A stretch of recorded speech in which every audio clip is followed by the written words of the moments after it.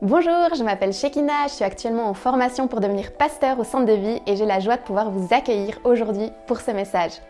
Je me réjouis que vous puissiez vivement l'écouter, attentivement et surtout que vous puissiez recevoir de la part de Dieu une parole spécialement pour vous. Alors n'hésitez pas à vous abonner pour suivre tous nos prochains messages. Ce matin, je suis devant vous et tout simplement comme un simple homme, avec toute l'humilité, je suis touché par la présence de Dieu. Peut-être que certains d'entre vous, vous ne la sentez pas, vous ne la ressentez pas, elle n'est pas encore palpable. Peut-être que certains, vous êtes déjà en train de l'apercevoir. Vous ne savez pas forcément ce qui est en train de se passer. Mais en préparant le message, j'avais vraiment un moment, restons debout, restons un petit peu dans cette atmosphère. Mais en préparant le message, j'avais vraiment comme un chant qui me quitte pas, mais vraiment qui me quitte pas. Et j'ai comme la sensation que le Seigneur veut opérer quelque chose. Il veut opérer quelque chose à travers ce chant. Vous allez voir, il y a quelques paroles qui vont s'afficher, mais ce chant est quelque chose qui m'a bouleversé, qui m'a touché.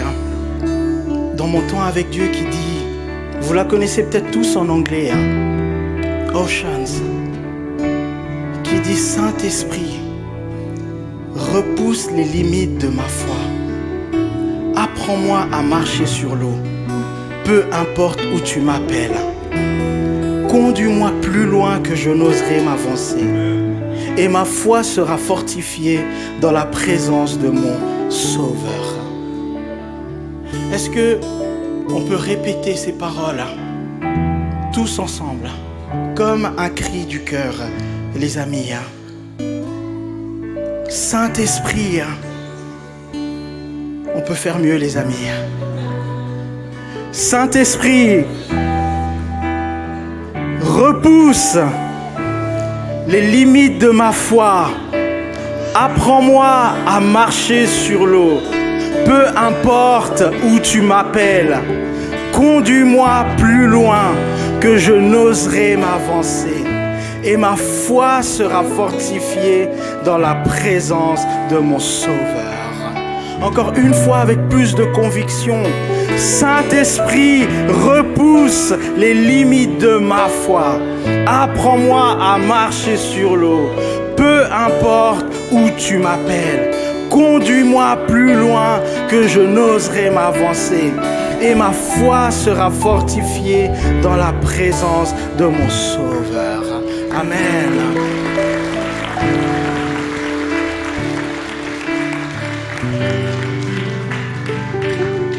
Prenez place, prenez place. Vous savez, ça fait partie de ces chants qui sont dangereux. Dangerous song. Et j'ai eu l'idée de chanter ce chant il y a quelques années où j'avais comme la sensation d'être arrivé à un certain niveau dans ma foi. Et j'étais saisi, touché par ce chant et je me suis mis à le chanter, mais avec une immense conviction que le Saint-Esprit allait encore me faire aller plus loin, plus en profondeur avec lui. Et vous savez ce qui s'est passé, c'est que Dieu n'est pas sourd. Parfois, on aimerait qu'il soit sourd. Parfois, on fait des prières et en vrai, on n'aimerait pas tellement que ça soit exaucé. Mais Dieu n'est pas sourd. Il a entendu ma prière. Il a entendu ce chant. Et lorsque vous demandez la foi, c'est une demande dangereuse. Dieu va vous mettre dans des situations qui demandent la foi. Vous savez, Dieu fonctionne comme ça. J'ai réalisé dans ma vie que Dieu ne nous donne jamais le produit fini. Vous savez, si vous demandez à Dieu une table, Dieu va vous donner un arbre. La vérité. Et vous devrez, avec votre hache, tailler cet arbre. Si vous demandez la femme de votre rêve, Dieu va vous donner généralement son contraire, ou l'homme de vos rêves son contraire. Et vous devrez travailler à votre relation. Mais souvent, Dieu nous demande d'être à l'œuvre et de travailler. Il ne nous donne jamais les choses finies. Et j'ai demandé la foi à Dieu et ce qui est arrivé dans ma vie, ça a été des situations en vérité de désert. Et je ne sais pas si vous avez déjà traversé une situation de désert, mais lorsque vous êtes dans un désert, les amis, le problème, c'est que vous ne savez pas ce qui est en train de se passer. Vous ne comprenez pas pourquoi il y a pratiquement tout qui est fermé.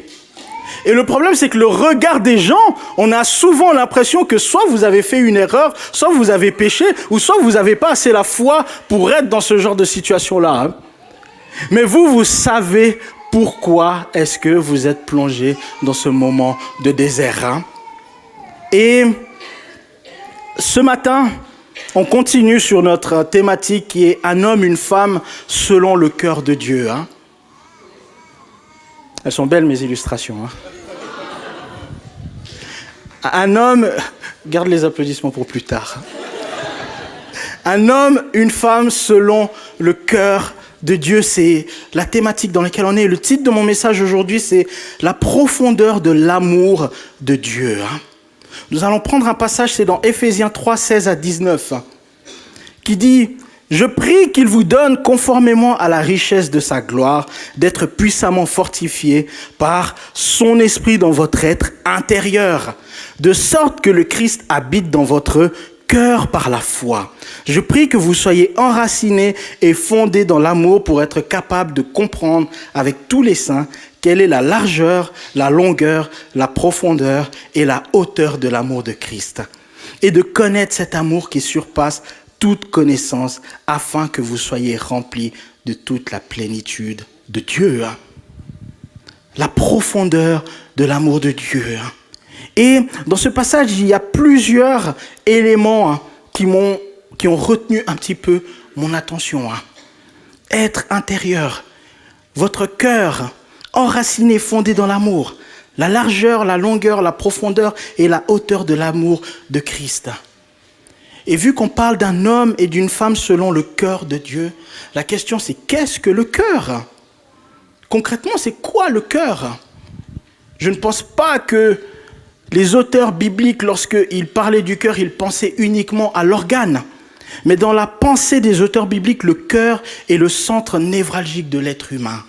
C'est une contraction entre l'âme et l'esprit. Le cœur va se composer comme suit. Le cœur va se composer d'une conscience, car notre cœur doit être purifié d'une mauvaise conscience. Le cœur va se composer de l'intelligence, car Jésus nous dit, les mauvaises pensées sont formées dans notre cœur.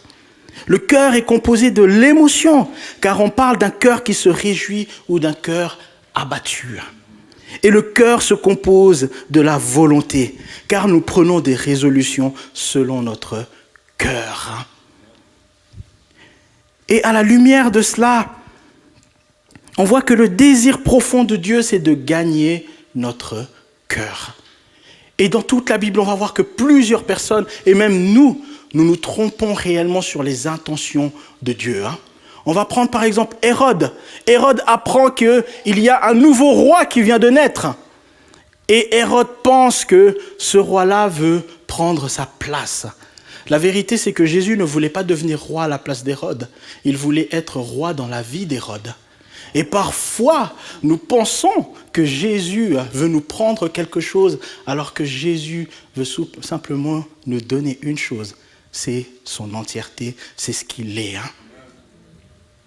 Et ça, Hérode ne l'a pas réalisé. Et il s'est lancé dans une quête totalement folle. Et parfois, lorsqu'on pense que Dieu veut nous prendre quelque chose, on se lance aussi par moments dans des quêtes assez folles. Mais Dieu veut notre cœur. Mais que faut-il pour devenir un homme, une femme selon le cœur de Dieu ? Ce que Paul nous dit, c'est qu'il nous faut expérimenter les 4 dimensions de l'amour de Dieu. La largeur, la longueur, la profondeur et la hauteur de l'amour de Christ. Mais qu'est-ce que ça veut dire tous ces éléments-là ? On ne parle pas de géométrie. Paul n'était pas géomètre, à ce que je sache. Ce n'est pas une prédication équilatérale ou isocèle. Mais de quoi est-ce qu'on est en train de parler ? Ce qu'il faut réaliser, c'est que la plupart des trésors, de manière générale, lorsqu'on va les chercher, sont toujours enfouis en profondeur. il faut souvent aller en profondeur et creuser. Et ce matin, j'ai envie de parler uniquement de la profondeur. Peut-être une autre fois, j'aurai l'opportunité de vous parler de la largeur, de la longueur, de la hauteur, mais ce matin, nous allons nous concentrer sur la profondeur. Parce que c'est l'un des premiers éléments que Dieu cherche à travailler en nous et dans notre cœur.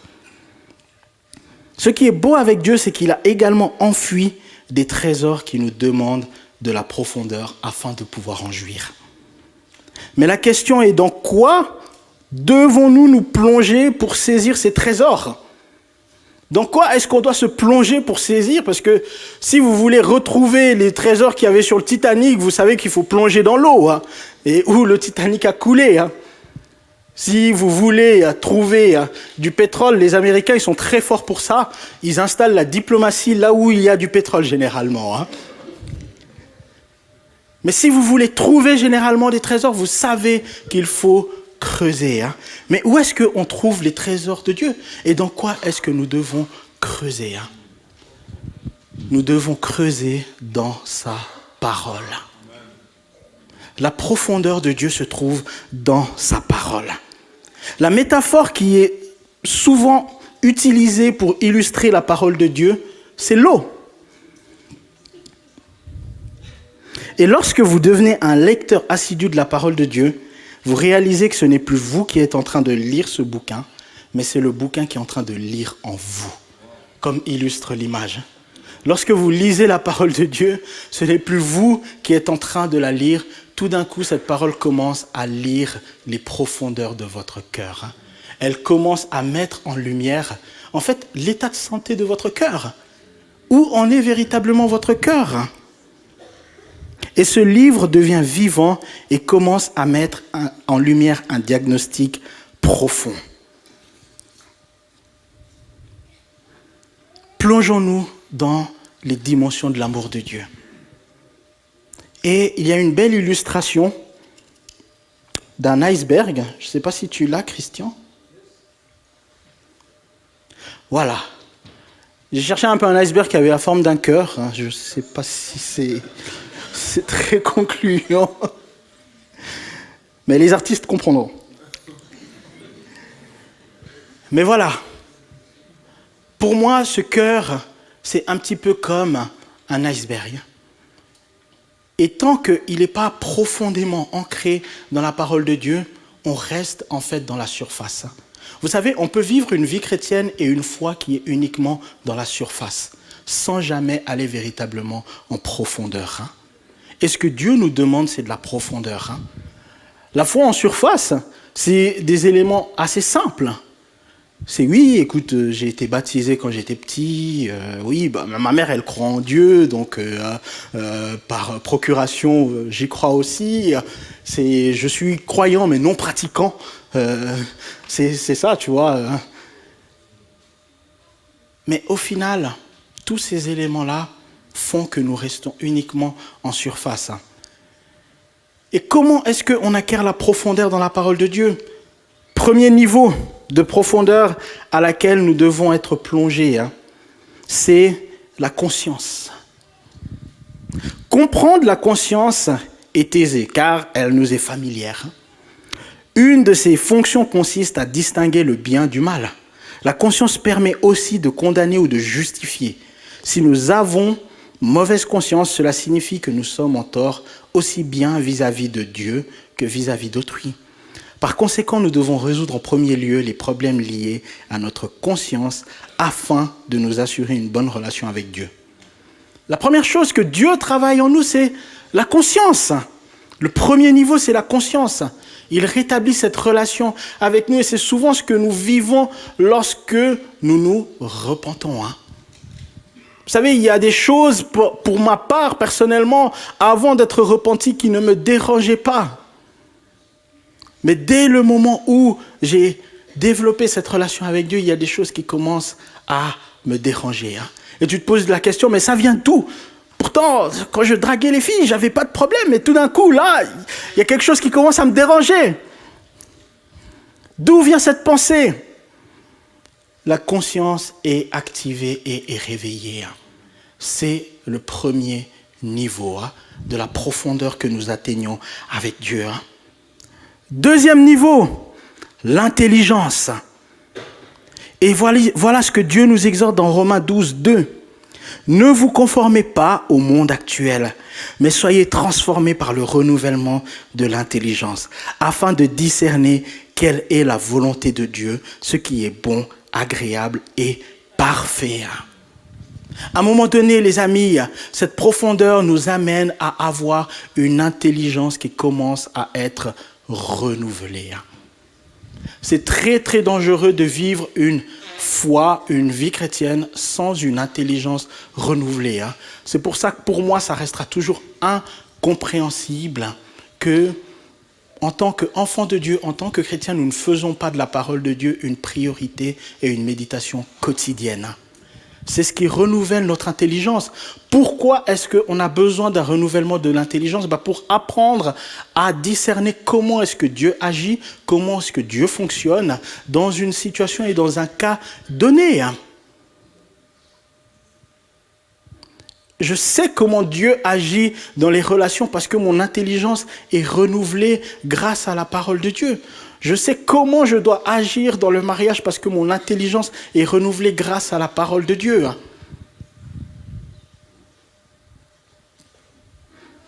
Et lorsque on commence à aller en profondeur, je dirais généralement les 2 premiers niveaux sont assez facilement accessibles. Généralement, on arrive souvent à ces 2 niveaux de profondeur.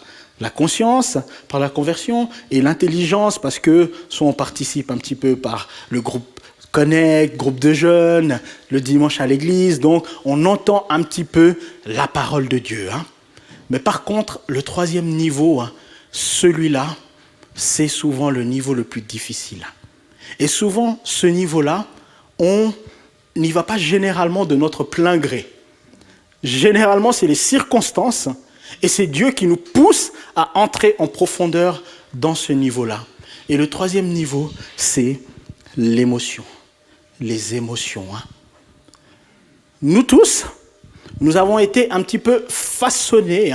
Notre manière d'agir, notre manière d'interagir avec les autres a été façonnée généralement par des émotions vécues depuis l'enfance. Certaines peuvent être traumatisantes, certaines peuvent être géniales, mais nous avons été façonnés par des émotions. Et généralement, nous interagissons avec les autres par rapport à nos émotions. Je suivais un pédiatre qui disait que généralement de 0 jusqu'à plus ou moins 8 ans, il va y avoir des pics d'émotions qui vont être enregistrés chez l'enfant. Et qui vont atteindre généralement un certain paroxysme et redescendre. Et lorsque l'enfant devient adulte ou adolescent, chaque événement qu'il va vivre, positif ou négatif, va le ramener généralement à ce pic d'émotion qu'il a vécu des fois pendant l'enfance. Et il va être en fait au même niveau d'émotion qu'il était lorsqu'il était plus ou moins enfant. J'ai trouvé assez génial de me dire mais que en fait, c'est tellement crucial l'environnement dans lequel nous grandissons, l'environnement, la famille dans laquelle on est élevé parce que ça peut avoir une influence par la suite sur notre futur. Et l'émotion, qu'est-ce que la parole de Dieu nous dit ? Dans 2 Corinthiens 10, 3, 5, il est écrit « Si en effet nous vivons dans la réalité humaine, nous ne combattons pas de façon purement humaine. En effet, les armes avec lesquelles nous combattons ne sont pas humaines, mais elles sont puissantes, grâce à Dieu, pour renverser les forteresses. Nous renversons les raisonnements et tout obstacle qui s'élève avec orgueil contre la connaissance de Dieu. Et nous faisons toute pensée prisonnière pour qu'elle obéisse à Christ. » Dans ce niveau-là, nous allons prendre conscience qu'il va y avoir des forteresses qui se sont dressées dans notre vie. Une forteresse, ça peut être une pensée, une émotion puissante qui règne et qui domine notre manière de fonctionner. Et pour vous donner un petit peu un aperçu, moi j'ai fait un peu un diagnostic. Lorsque j'étais arrivé, on va dire, à ce niveau, de me dire mais quelles sont les choses émotionnelles dans ma vie qui dominent, quelles sont ces forteresses qui m'empêchent entre autres, d'avancer. Et j'ai réalisé qu'il y avait 3 grandes forteresses qui lidaient et qui conduisaient mes émotions. Et ces 3 grandes forteresses, elles étaient tellement puissantes qu'elles avaient un impact. Elles avaient un impact sur ma manière de vivre ma foi, sur mes relations, sur ma santé, sur mes ressources et sur le monde professionnel, mon travail. Ces 3 grandes forteresses dans ma vie, peut-être que tu as les mêmes, ou si tu ne sais pas, je t'inviterai à faire ce travail. Moi, c'était la peur, la honte et la timidité. Voici les 3 grandes forteresses qui ont dominé et conduit ma vie émotionnelle pendant des années. La peur, un grand impact au niveau de ma foi. Pourquoi ? Parce que ça génère la peur d'entrer dans mon appel. Je repousse le plus possible. Je ne veux pas entrer dans cet appel. Parce que c'est effrayant d'entrer dans l'appel de Dieu. Dans mes relations, c'est la peur de dire totalement la vérité et d'être rejeté. Donc tu es très diplomatique. Dans ma santé, la peur d'affronter par moments ces troubles alimentaires où je n'aime plus manger que je n'aime dépenser ce que je mange. Dans mes ressources, la peur de manquer. Et ça ne suscite pas assez confiance en Dieu dans la dîme et dans les offrandes. Et dans le travail, la peur de l'échec. Je ne veux pas échouer professionnellement et j'ai peur d'affronter les revers. Ou peur d'oser. Et la honte, la même chose. Honte de dire ce que Dieu me demande de communiquer véritablement. Honte, par moments même. Et ça a été terrible. Mais honte par moments des défis que nous vivions, que nous rencontrions dans le mariage. Parce que je me disais, mais avec autant d'années qu'on est ensemble, comment on peut encore vivre de tels défis et de telles situations au niveau relationnel et au niveau du couple ?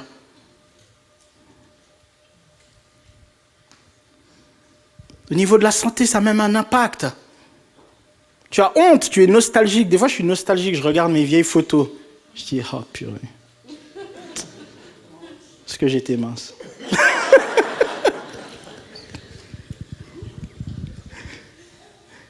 Dans les ressources, tu as honte parce que lorsque tu ne fais pas confiance à Dieu, je vous garantis les amis, ça conduit de toute façon vers une situation généralement soit d'endettement ou soit dans une situation de problème financier. Et au travail même, ça suscite une honte de dire que tu as le syndrome d'imposteur. Tu dis, purée, je ne fais même pas confiance à Dieu dans les finances et pourtant je suis conseiller financier, tu vois.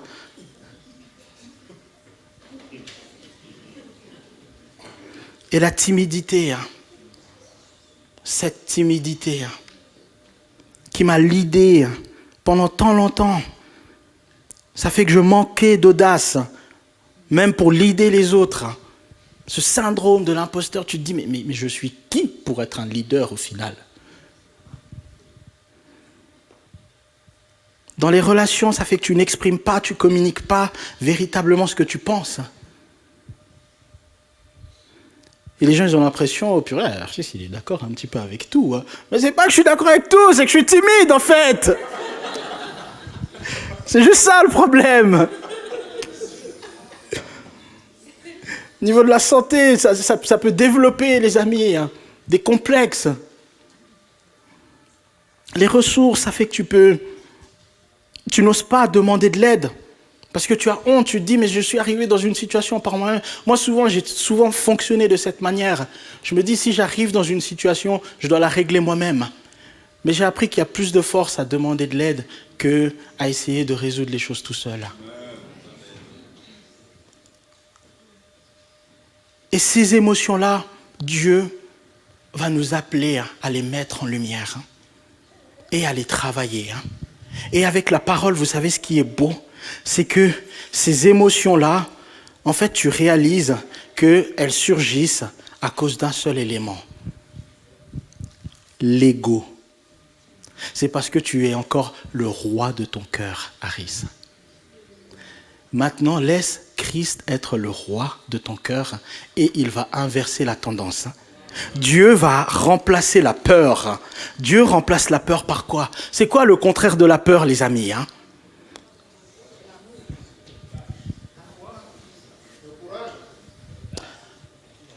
La Bible nous dit, l'amour parfait bannit toute forme de...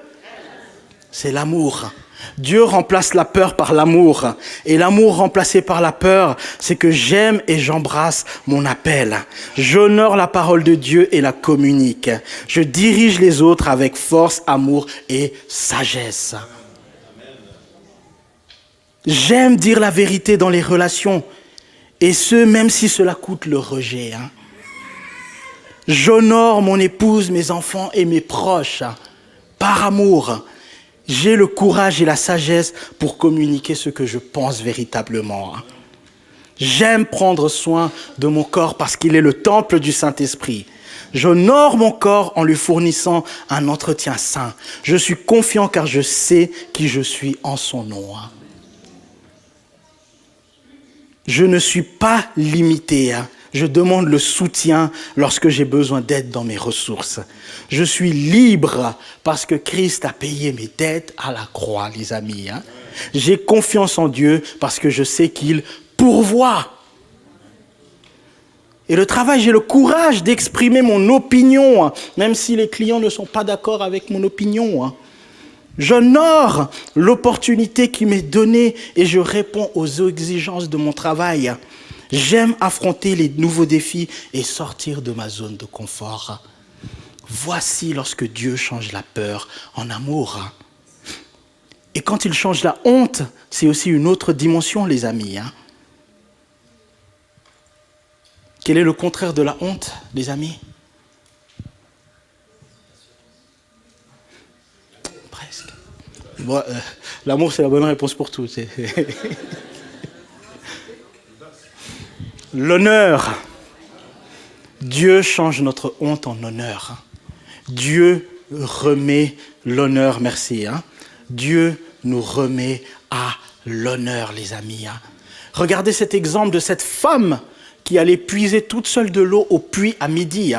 Elle était pleine de honte, couverte de honte. Mais lorsqu'elle a rencontré Christ, qu'est-ce que Christ lui redonne? Il lui redonne son honneur. Ce qu'elle avait perdu, Christ le lui redonne. Les amis, si vous vivez dans la honte, Christ va vous redonner votre honneur, les amis. Et quel est le contraire de la timidité?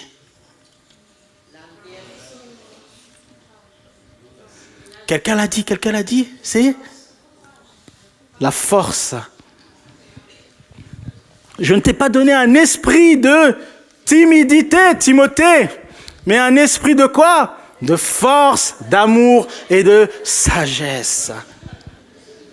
Dieu vous redonne la force, les amis, dans votre timidité, et le courage, les amis, d'aller de l'avant. Vous imaginez un timide comme moi qui se tient devant toutes ces personnes? Oh, que c'est effrayant, Seigneur. Mais c'est parce que... applaudissez encore, s'il vous plaît.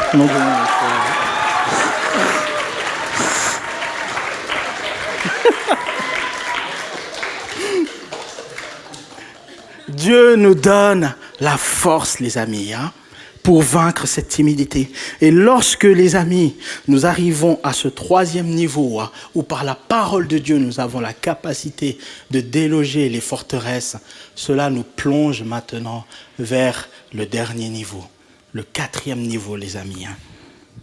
Le quatrième niveau, c'est la volonté.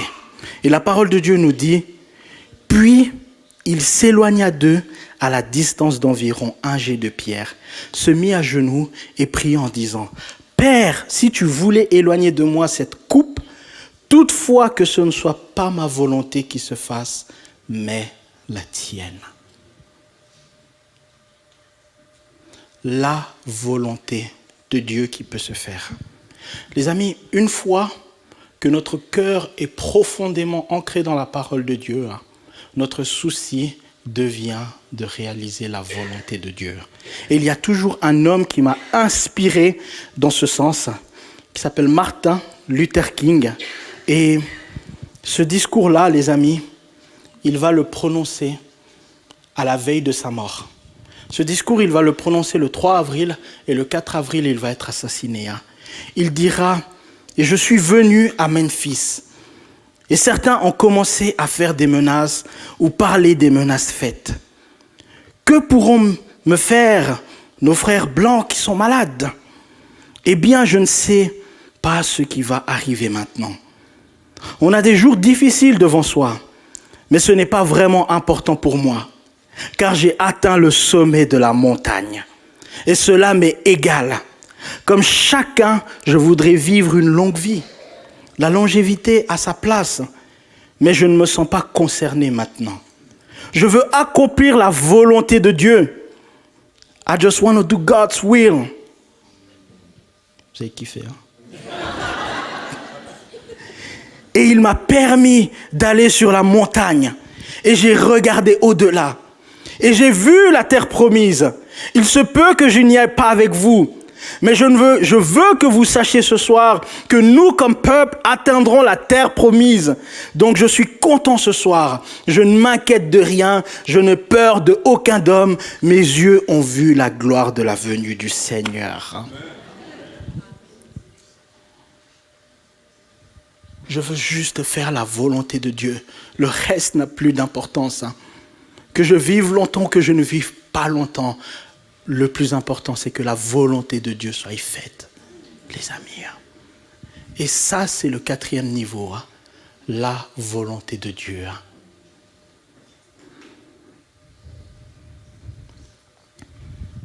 Et chacun de ces niveaux-là vont être, les amis, interconnectés. Pourquoi est-ce que j'ai commencé par la profondeur? C'est parce que la profondeur va te faire prendre de la hauteur. Je ne sais pas si vous avez déjà réalisé, quand vous mettez un objet dans l'eau, qu'est-ce qui se passe? L'eau commence à remonter. Et plus vous plongez jusqu'à ce que l'eau déborde, plus vous êtes profond, plus le Seigneur déborde en vous, les amis. Lorsque vous entrez en profondeur, Dieu vous amène encore plus haut. Et puis pourquoi est-ce que c'est important? C'est que, pour vulgariser de manière toute simple, c'est que la profondeur représente tout simplement le caractère. La profondeur, c'est le caractère. Et je vous ai parlé avant que Dieu nous réserve des trésors à chacune des étapes. Dans la profondeur, il y a un trésor, dans la hauteur, dans la largeur et dans la longueur, il y a un trésor qui se cache. Et en fait, lorsque vous allez en profondeur, la récompense, le trésor que vous trouvez dedans, c'est le fruit de l'esprit. C'est que vous développez le caractère de Christ. La hauteur, c'est tout simplement le ministère, les amis. Dieu veut s'assurer que vous ayez le caractère adéquat là où il vous place au niveau du ministère. Et bien souvent, on va faire l'erreur de chercher premièrement le ministère. On va souvent chercher la hauteur. On va souvent chercher à être d'abord élevé, les amis. Mais vous savez ce que ça suscite? Lorsque on cherche en premier l'élévation, il va y arriver de toute façon un moment où il va y avoir une chute parce que le caractère ne suit pas. Vous n'avez pas le caractère adéquat pour être à la position à laquelle vous êtes. Et ça va être crucial. La hauteur, les amis, la hauteur dans laquelle nous sommes en tant qu'Église dépendra du caractère des leaders et de nous en tant que membres. La hauteur de ton ministère dépendra de ton caractère. Chercher en premier la hauteur, c'est prendre le risque de toute façon tomber à un moment donné, parce que le caractère ne va pas suivre. Et la largeur, c'est les relations. Dans la largeur, vous découvrez la grâce de Dieu. Et que Dieu aime tous les hommes de la même manière. Donc, mauvaise nouvelle pour toi si tu détestes ce voisin qui tond son gazon le dimanche, qui est même pas aimable. L'amour de Dieu, la largeur s'étend sur tous les hommes. Et c'est interconnecté à la longueur. La longueur, c'est la durée. Aimer Dieu aujourd'hui, c'est bien. Mais aimer Dieu jusqu'au retour du Christ, c'est mieux. Et la largeur va être liée à la longueur, les amis. Vous avez besoin d'être connecté à la largeur de Dieu, c'est-à-dire à une communauté. Très souvent, lorsqu'on cherche la longueur sans la largeur, on va développer une certaine forme de sectarisme. Parce qu'on veut durer longtemps avec le Seigneur, ce qu'on va développer comme sectarisme, c'est que, vu qu'on n'est pas confronté aux autres, vu qu'on n'aime pas les autres, on développe une foi qui nous plaît uniquement à nous. On développe une certaine forme de sectarisme. On a besoin de la largeur et de la longueur. On a besoin d'être connecté à une communauté, à des frères et sœurs en Christ pour durer dans la foi. Les amis, ça fait plus de 13 ans que je suis dans le Seigneur et il y a des amis qui m'accompagnent jusqu'à aujourd'hui. Bertrand, Jonathan Capella, Raphaël Aubry, Antoine Bourgeois, même plein d'autres que je pourrais citer. Et il y a besoin de cette connexion pour pouvoir grandir. Parce que la bonne nouvelle, c'est que parfois, c'est ces relations-là qui vous amènent à travailler votre cœur en profondeur.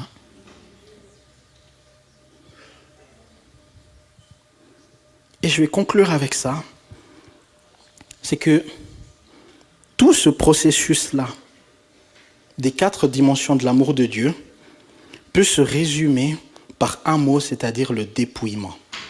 Pourquoi le dépouillement?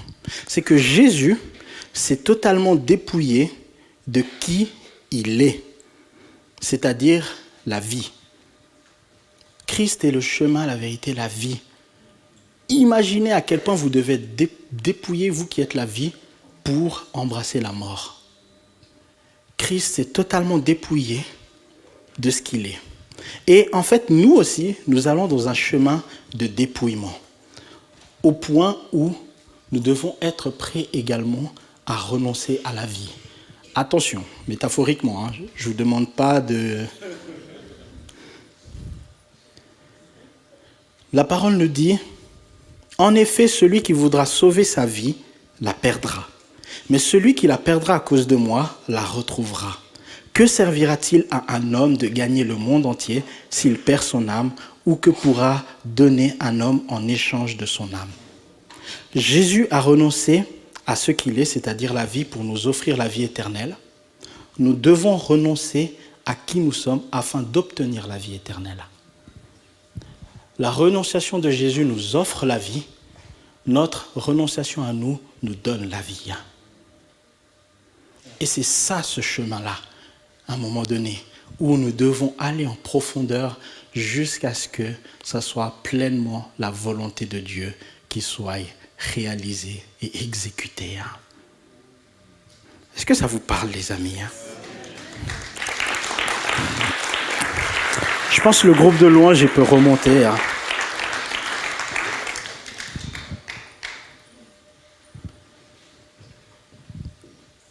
Vraiment, les amis, je nous encourage à entrer en profondeur avec Dieu. Ne vivons pas une foi et des relations juste superficielles, mais cherchons à creuser dans la parole de Dieu.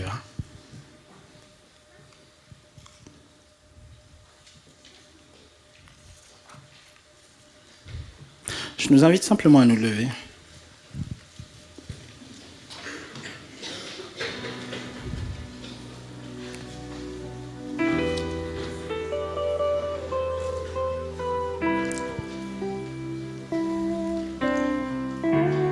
Et je vais vous inviter vraiment avec moi à prendre ce chant, ou plutôt avec le groupe de louanges. Rassurez-vous, je ne vais pas chanter. Mais apprendre ce chant, les amis. Peut-être que pour vous, vous êtes là pour la première fois, ou vous vous posez un petit peu des questions. Qu'est-ce qui est en train de se passer? qui est ce bel orateur qui parle bien. Si c'est la seule chose que vous retenez, c'est aussi bien.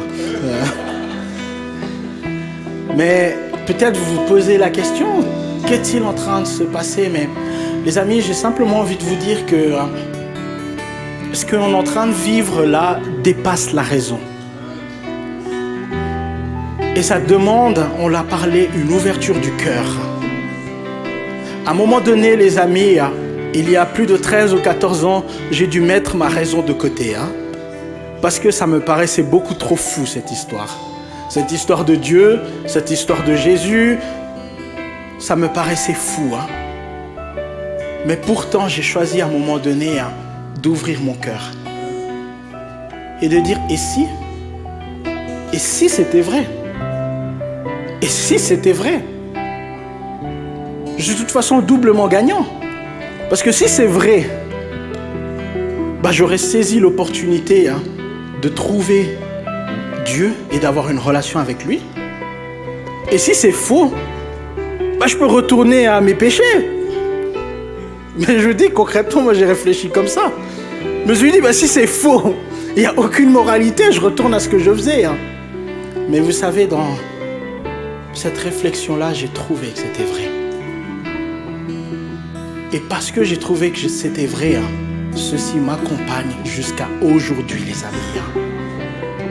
Si vous tenez, les amis, sur la longueur, c'est à cause de ces 4 dimensions, les amis. Sinon, ça n'aurait aucun sens. Si vous n'expérimentez pas la largeur, c'est-à-dire une communauté, ça n'a aucun sens, les amis, ce qu'on est en train de faire ici. Si vous n'expérimentez pas la profondeur, si, les amis, votre caractère, votre cœur n'est pas profondément travaillé, ça aura un impact sur votre ministère. Si vous ne vivez pas un ministère épanoui, les amis, ça créera de la frustration et vous deviendrez juste nostalgique. Et ça aura un impact sur votre longueur, les amis. Je vous prie de chanter ce chant, les amis, et de laisser votre cœur ouvert au Seigneur.